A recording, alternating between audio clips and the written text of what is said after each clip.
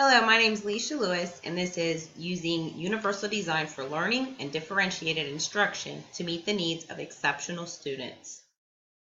Within this course, we were introduced to a number of different types of student exceptionalities. And throughout this presentation, I'll briefly describe to you the social, cognitive, intellectual, and academic characteristics of each specific one.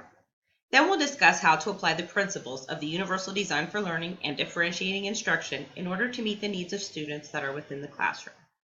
Learning disabilities are something every teacher is sure to come across. And with a learning disability, academically, each student has their own different strengths and weaknesses, so no two student is going to be the same. But most have low academic achievement in one or more areas. Challenges in how they learn and how they process new information. Now, this could come in the form of a reading disability, a dyslexia, a reading comprehension issue. Maybe it's a math fact retrieval issue or a procedural problems issue.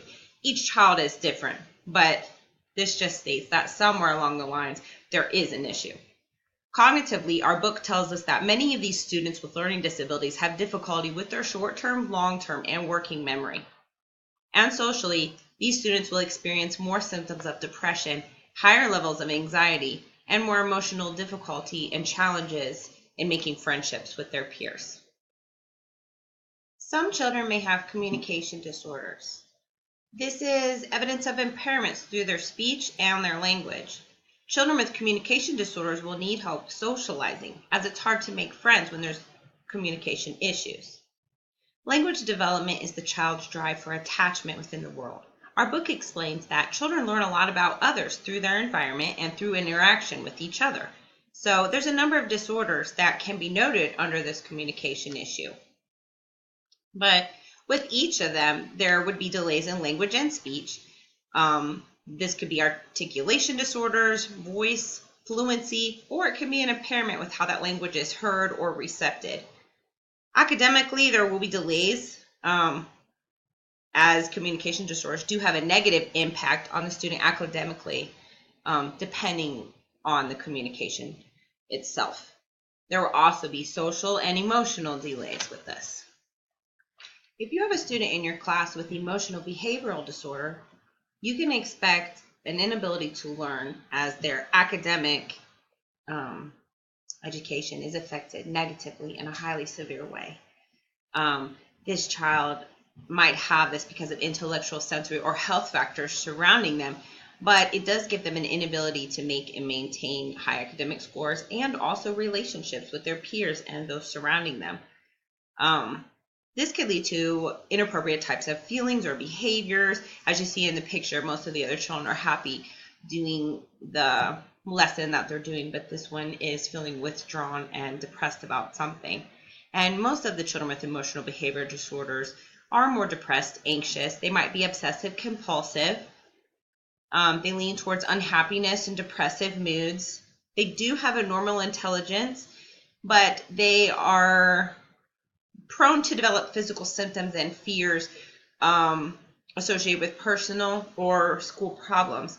And this can lead to mood disorders, oppositional defiant disorders, conduct disorders, and sometimes even as far as schizophrenia. Next, we have the disorder of ADHD, which most every teacher will probably come across at some point, as this is pretty widespread and prevalent right now. Whether that's because it's more widely talked about, we don't know really, but the fact is that it's out there. And what this is, it describes a student that's predominantly inattentive in the classroom or hyperactively impulsive, or they may be both. So this child will have an intellectual functioning that's in the average range, but there are challenges with their behavior due to social and emotional functioning, which makes their academic level hard to get across. It's hard for them to sit still. They blurt out answers. They move in their seat. They interrupt.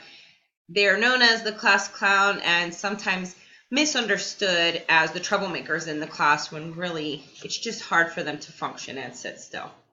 This child cognitively will have lower vocabulary development and working memory challenges.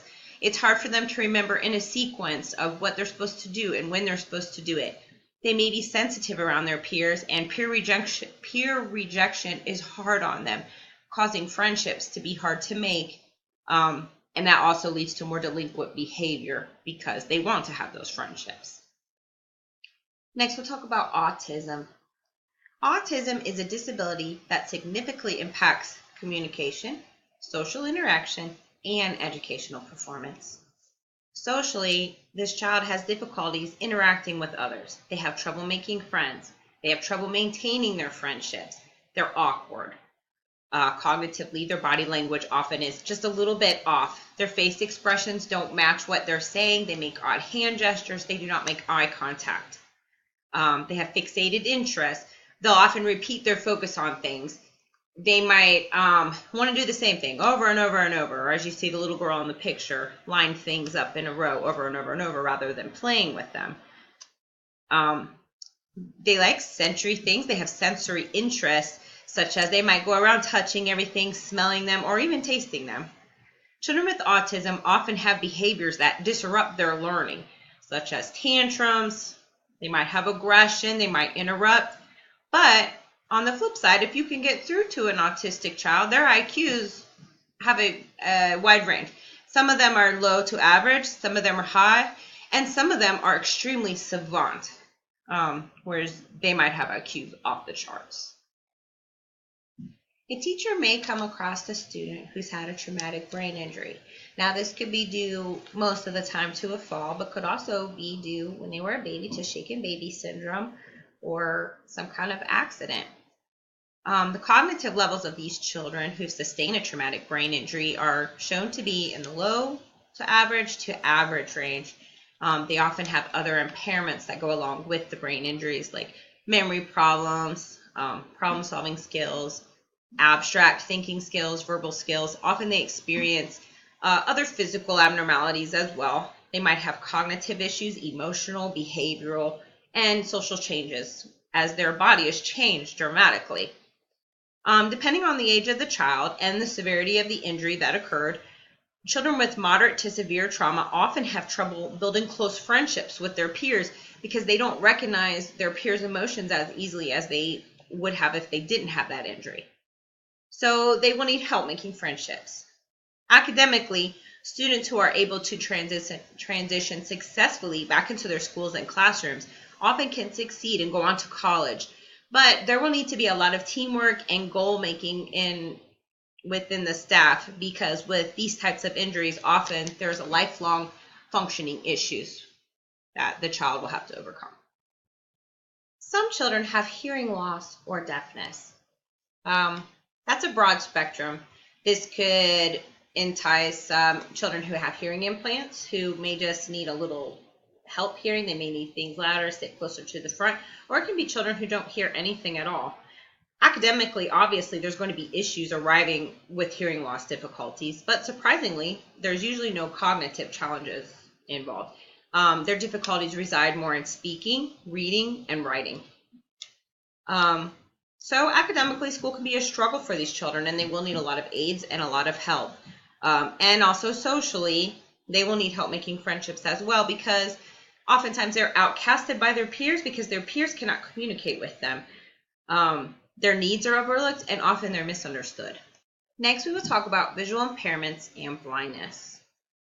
Our book explains that there's a wide range present academically when it comes to how vision will affect a child's ability to learn. For instance, each child is different. Their economic status is different. Their cultural background and bringing up is different. The age when they receive their impairments, were they babies? Have they had this their whole life? Or did this just suddenly happen to them? Are there other disabilities and cognitive ability disablements present within the child? Are they gifted and talented? Every child is different, so they have limited learning from their environment, but the real strength of whether a blind child will succeed academically resides within them. But one thing that they all have in common is their incidental learning is low. Let's say, for instance, let's take the example of a table. I know what a table is. I have gained that insight from my environment because I can see a table, I can feel a table, I've walked into the table. I know all about this because I've learned to be around tables. These child just they don't have the options to grasp that all the time. They can't see the table. They can't always walk around the table. So they only learn what they can feel and what is taught to them. Therefore, their incidental learning is down. And this can sometimes, depending on the upbringing of the child, have limitations in how this student develops their motor, language, their cognitive, and their social skills. These students are affected, but with help, they can acquire the skills that they don't have in order to succeed. In fact, most students with visual impairment spend most of their day in the general classrooms. So with good inclusion methods and with teachers' help, they can be accepted by their peers and have friends and have a normal school education just like their peers. The last student exceptionality we'll discuss are the gifted and talented children. Academically, these children are in the high general intellect and aptitude levels. They're very creative. They have leadership skills. They have artistries about them, visual or performing or hands-on. They have very high IQs in the 2 to 3 percentiles of the population, sometimes even up into the prodigy levels. But as a downside, these students could be bored in the classroom. You might need to give them extra work. You might need to give them like a subletted assignment to keep them engaged in the classroom. Along with their gifted, talented, these students may or may not also have their own learning disabilities. Perhaps they don't hear that good, or they don't see that good, or they have physical issues that will come about. Giftedness can occur with or without another disability. Socially, these children have lower levels of anxiety and depression as children, but as they grow, those levels can rise. Now, this is because most of these children have a sense of perfectionism that they strive for within themselves, and this can lead to rejection and judgment amongst their peers when they don't meet those high levels every single time. And that can sometimes lead to depression.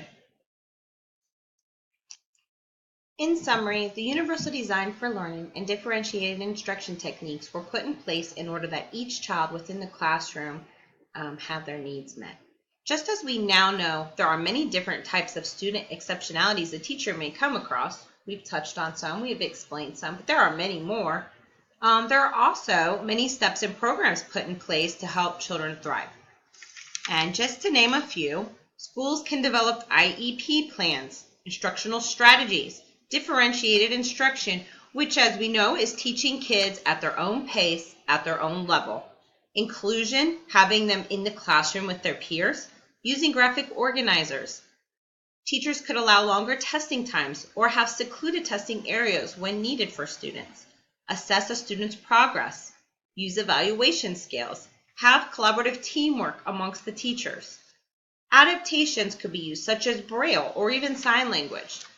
But the main purpose is to provide an appropriate education based on a student's strengths and needs, and to do so by including the student as appropriately as possible, our book explains, in the general academic curriculum. Lastly, the most important thing that we can do as educators is to educate ourselves. We need to be aware and knowledgeable so that we can be that ready aid when these students come across to us. Thank you for watching. I hope that you've learned a little bit about the exceptionalities that teachers may come across in their students within the classroom. We need to remember that every child is different, and not every child, even if they have these certain impairments, are going to fit a cookie cutter image, because every kid is different in the way that they learn and act. I hope that you understand now how the universal design for learning and differentiating instruction, getting kids involved with their peers, including them in the classroom, and teaching them at their level, making sure their needs are met, is highly important in order for the child to succeed. Thank you.